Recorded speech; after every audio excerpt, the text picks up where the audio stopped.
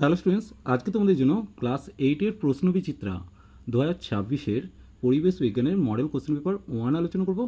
Page নম্বর 212, স্কুলের নাম Bankura Christian collegiate school. দেখে নেব। প্রথমে দেখো সঠিক উত্তর নির্বাচন করতে বলেছে 10টা। দেখো প্রথম যে কোশ্চেনটা দিয়েছে, চাপ বাড়ালে বরফের গলনাঙ্ক কী হবে? কমে যায়। কারণ যে সমস্ত পদার্থ কঠিন থেকে তরলে পরিণত হওয়ার সময় আয়তনে কমে, তাদের উপর চাপ বাড়ালে গলনাঙ্ক কমে যায়। এরপর দেখো বাষ্পীভবনের বিপরীত প্রক্রিয়া হচ্ছে ঘনীভবন, অর্থাৎ সেই উত্তরটা সঠিক হবে। নির্দিষ্ট গলনাঙ্ক থাকে না এমন একটি পদার্থ হলো মাখন, অর্থাৎ এর উত্তরটা সঠিক। এসআইতে জলের আপেক্ষিক তাপের মান 4200 জুল পার কেজি কেলভিন, অর্থাৎ সি এর উত্তর। এরপর আমরা দেখে নেব ভিএরটা NaCl দ্রবীভূত হয় জলে। এরপর প্রদত্ত কোনটি জারক ও বিজারক উভয় পদার্থ হিসেবে ক্রিয়া করে? উত্তর হবে SO2, ডি এর উত্তর সঠিক। প্রদত্ত কোনটি তড়িৎ বিশ্লেষণ প্রক্রিয়ায় প্রয়োগ নয়? দেখো এখানে প্রয়োগ নয় কথাটা নয়, প্রয়োগ হয়, ঠিক আছে। প্রদত্ত কোনটি তড়িৎ বিশ্লেষণ প্রক্রিয়ার প্রয়োগ নয়? দেখো সঠিক উত্তর হবে তড়িৎ বিশ্লেষণ প্রক্রিয়ার প্রয়োগ নয়। ধাতু পরিশোধনে ব্যবহার করা হয়, ধাতু নিষ্কাশনে ব্যবহার হয়, তড়িৎ লেপনেও ব্যবহার করা হয়। তাহলে তড়িৎ পরিবহনে এটা নয়। প্রদত্ত কোনটিকে তড়িৎ বিশ্লেষণ পদ্ধতিতে নিষ্কাশন করা যায়? উত্তর হবে সোডিয়াম। তারপর দেখে নেব কোনো পরমাণুতে প্রোটন ইলেকট্রন সংখ্যা সমান না হলে সেই রকম পরমাণুকে বলে আয়ন, সেই উত্তর সঠিক হবে। এরপর আহিত চিরুনি কিছুক্ষণ পরে তার আকর্ষণ ধর্ম হারায়, এই ঘটনাকে বলে তড়িৎ ক্ষরণ, অর্থাৎ বিয়ের উত্তরটা সঠিক হবে। একটি বাগিচা ফসলের উদাহরণ হলো রাবার হবে। আগাছা নাশক হিসেবে ব্যবহৃত হয় ম্যালাথিয়ন, অর্থাৎ এর উত্তরটা সঠিক হবে। এরপর আমরা দেখে নেব দুয়ের দাগের যে প্রশ্নগুলো দেওয়া আছে, এগুলো অতি সংক্ষিপ্ত প্রশ্ন। লিনতাপের এসআই একক চেয়েছে, লিনতাপের এসআই একক হবে জুল পার কেজি, তাহলে জুল পার কেজি হবে। এরপর সমুদ্রবায়ু দিনের বেলা প্রবাহিত হয়, এটা সত্য মিথ্যা করতে বলেছে, এটা মিথ্যা উত্তর হবে। 2FeCl3 প্লাস SnCl2 থেকে 2FeCl2 প্লাস SnCl4। দেখো কোনটি বিজারক পদার্থ? এখানে দেখো এসএন থেকে এসএনটা হচ্ছে কী হয়েছে? এফি। দেখো এখানে SN2+ থেকে SN4+ হয়েছে, অর্থাৎ এটা জারণ। কিন্তু Fe3+ থেকে Fe2+ হয়েছে, ইলেকট্রন গ্রহণ হয়েছে, তাই এটা বিজারণ। যেহেতু FeCl3 বিজারিত হয়েছে, বিজারিত করেছে কে? SnCl2, তাই SnCl2 হচ্ছে বিজারক পদার্থ। উত্তর হবে SnCl2। 4 কোশ্চেন, জলের তড়িৎ বিশ্লেষণে অ্যানোডে উৎপন্ন গ্যাসটির নাম অক্সিজেন হবে, তোমরা জানো, তাহলে এইখানটা লিখে দিচ্ছি, তাহলে উত্তর হবে অক্সিজেন। এরপর আমরা দেখে নেব তড়িৎ বিশ্লেষণে কোন তড়িৎদ্বারে ক্যাটায়ন মুক্ত হয়? অবশ্যই উত্তর হবে ক্যাথোড, তাহলে ক্যাথোডে মুক্ত হয়। এরপর দেখে নেব তরমুজের বীজে থাকা উৎসেচকটির নাম। উত্তর হবে ইউরিয়েজ, তাহলে তরমুজের বীজে ইউরিয়েজ উৎসেচক থাকে। এরপর দেখে নেব ডেঙ্গি রোগের জীবাণুর নাম। উত্তর হবে ফ্ল্যাভি ভাইরাস, তাহলে ফয়লয়ে চপলা আঁকা ভয় হস্যই ফ্ল্যাভি ভাইরাস লিখবে। এরপর আমরা দেখে নেব রেলগাড়ির যে অংশটি বৈদ্যুতিক তার ছুঁয়ে থাকে তার নাম হচ্ছে প্যান্টোগ্রাফ, তাহলে পয়জফলা আঁকা দন্তেনয় টয় ওকা গয়রফলা আঁকা ফ। এরপর দেখো জোরকলম পদ্ধতিতে যে উন্নত জাতের গাছের শাখা ব্যবহার করা হয় তাকে বলে শিয়ন, তাহলে উত্তর হবে শিয়ন।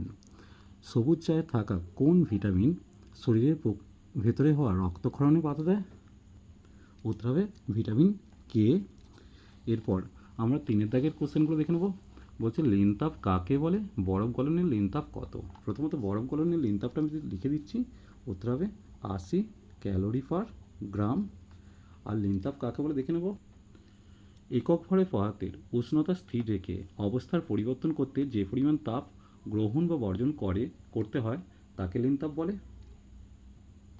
এরপর দেখো দুয়েরটা 100 গ্রাম জলকে 20 ডিগ্রি উষ্ণতা থেকে স্ফুটনাঙ্কে পৌঁছাতে কত তাপের প্রয়োজন? দেখো এখানে এম সমান হচ্ছে 100 গ্রাম, টিটা হচ্ছে যেহেতু 20 ডিগ্রি থেকে স্ফুটনাঙ্কে পৌঁছাচ্ছে তাহলে 100 - 20 অর্থাৎ 80 C হবে। এস হচ্ছে জলের ক্ষেত্রে 1 হয়। তাহলে আমরা জানি H = MHT, এম এর মানটা বসলাম, এস এর মানটা 1 বসলাম, টি এর মানটা 80 বসলাম, তাহলে 8000 ক্যালোরি উত্তর আসবে। এরপর দেখো অথবা দিয়েছে 100 ক্যালোরি তাপ প্রয়োগ যোগ করে 5 গ্রাম জলের উষ্ণতা কত ডিগ্রি সেলসিয়াস বাড়ানো যাবে? ধরি টি ডিগ্রি উষ্ণতা বৃদ্ধি পাবে। তাহলে H = 100 ক্যালোরি দিয়েছে, এম হচ্ছে 5 গ্রাম দিয়েছে, এস এর মানটা 1 আমরা জানি, টি সমান কত? তাহলে H = MHT, তাহলে টি সমান H/MS। এইচ এর মানটা বসলাম, এম এর মানটা, এস এর মানটা 1 বসিয়ে দিলাম, তাহলে উত্তর হবে 20 ডিগ্রি সি। এরপর দেখো মেঘমুক্ত আকাশ শিশির জমার পক্ষে সহায়ক কেন?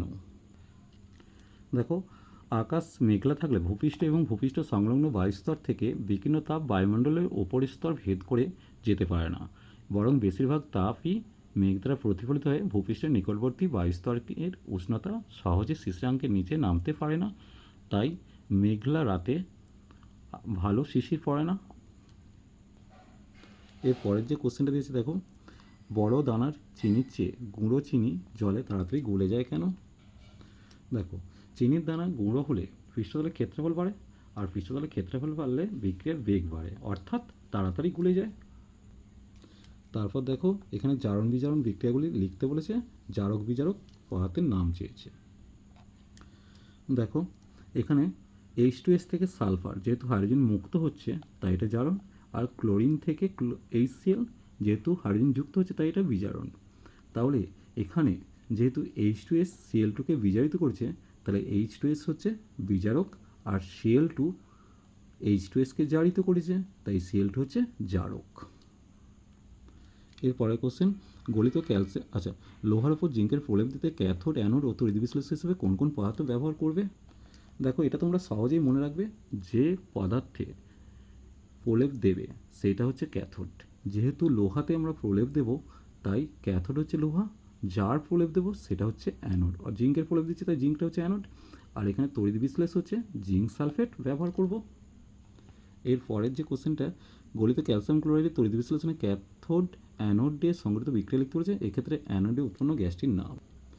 দেখো প্রথমে ক্যালসিয়াম ক্লোরাইডটা তড়িৎ বিশ্লেষিত হয়ে ক্যালসিয়াম 2+ আয়ন এবং 2Cl- আয়ন তৈরি করছে। ক্যাথোডে ক্যালসিয়াম 2+ যাবে, দুটো ইলেকট্রন গ্রহণ করে ক্যালসিয়াম ধাতু তৈরি করে, আর অ্যানোডে Cl- আয়ন যায়, এখানে ইলেকট্রন বর্জন করে ক্লোরাইড তৈরি করছে পরমাণু, দুটো ক্লোরাইড পরমাণু পরস্পর যুক্ত হয়ে ক্লোরিন গ্যাস তৈরি হয় অ্যানোডে। এর পরের যে কোশ্চেন, তড়িৎ বিশ্লেষণ কোন শক্তিতে রূপান্তরিত হয়? অবশ্যই তড়িৎ বিশ্লেষণে তড়িৎ শক্তি রাসায়নিক শক্তিতে রূপান্তরিত হয়। তড়িৎ বিশ্লেষণে যে কোনো দুটি গুরুত্ব লিখতে বলেছে। দেখো 1 নম্বর হচ্ছে মরিচার হাত থেকে লোহার যন্ত্রপাতি রক্ষা করে, এটা রক্ষা করে হবে। এরপর হচ্ছে ধাতব সৌন্দর্য বৃদ্ধি করে। এর পরের যে কোশ্চেনটা আছে, সার্স রোগটির পুরো নাম কি লিখতে বলেছে? কোন রোগের অপর নাম দমদম জ্বর, এটি কোন আদ্য প্রাণীর আক্রমণে হয়? দেখো সার্সের পুরো কথা, সেভিয়ার অ্যাকিউট রেসপিরেটরি সিনড্রোম। দমদম জ্বরের অপর নাম হচ্ছে কালাজ্বর, আর এটি লিসম্যানিয়া প্রোটোজোয়া দ্বারা সংগঠিত হয়। এর পরের কোশ্চেন, বজ্রনাদ শুনলে বজ্রাহত হওয়ার ভয় থাকে না কেন? ব্যাখ্যা করতে বলেছে। পরমাণু সাধারণভাবে নিস্তরিত হয় কেন? এটা একটু লিখে নাও।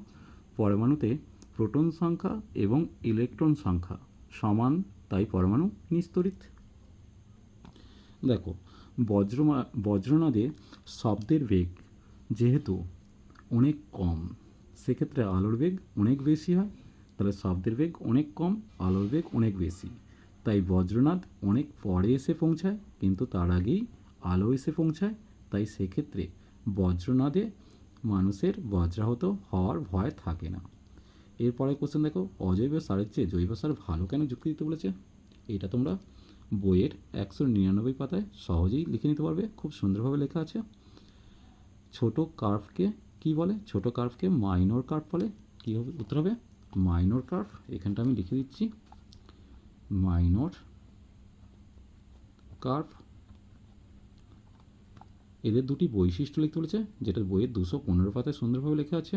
এরা আকারে ছোট হয়, ঠিক আছে। এদের কি হচ্ছে, এদের লাভজনক 9। এরূপ কার্ভের উদাহরণ দিতে বলেছে, যেমন পুঁটি, বাটা ইত্যাদি। যেসব মুরগি ডিমের তা দেয় না তাদের নন সিটার বলে।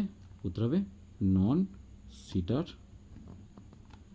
উদাহরণ দিতে বলছে লেগহর্ন। মুরগি পালনের দুটো পদ্ধতি হচ্ছে, একটা হচ্ছে ডিপ লিটার পদ্ধতি আর একটা হচ্ছে ব্যাটারি খাঁচায় পালন পদ্ধতি। চলো আজ এই পর্যন্তই। নেক্সট ভিডিও নিয়ে খুব তাড়াতাড়ি হাজির হবো। ভিডিওটি ভালো লাগলে লাইক শেয়ার কমেন্ট করো, পারলে চ্যানেলকে সাবস্ক্রাইব করে নিও। চলো টাটা, বাবাই।